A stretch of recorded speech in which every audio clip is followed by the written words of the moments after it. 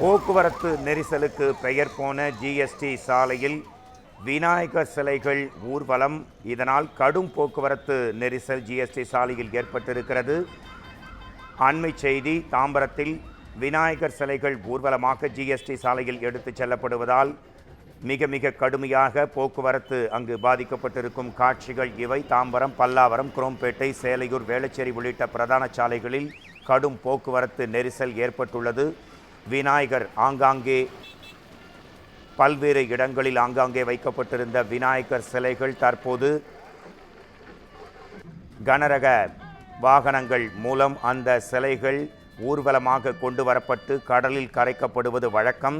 தற்போது விநாயகர் சதுர்த்தி நிறைவடைந்ததை முன்னிட்டு விநாயகர் சிலைகள் ஆங்காங்கே ஆயிரக்கணக்கான இடங்களில் வைக்கப்பட்டிருந்தன. தற்போது அந்த சிலைகள் கடைக்கப்படுகின்றன. இது குறித்த கூடுதல் விவரங்களுடன் நம்முடன் இணைகிறார் சக்திவேல். விநாயகர் சிலை ஊர்வலம் தொடர்பாக தாம்பரம் மற்றும் பல்வேறு இடங்களில் போக்குவரத்து நெரிசல், உங்கள் தகவலை தரலாம் சக்திவேல். நிச்சயமாக. வணக்கம் மோகன்ராஜ். தாம்பரம் மற்றும் அதன் சுற்று வட்டார பகுதிகளில் கடந்த 27ஆம் தேதி விநாயகர் சதுர்த்தி விழா முன்னிட்டு 500க்கும் மேற்பட்ட விநாயகர் சிலைகள் வைத்து பொதுமக்கள் வழிபட்டனர்.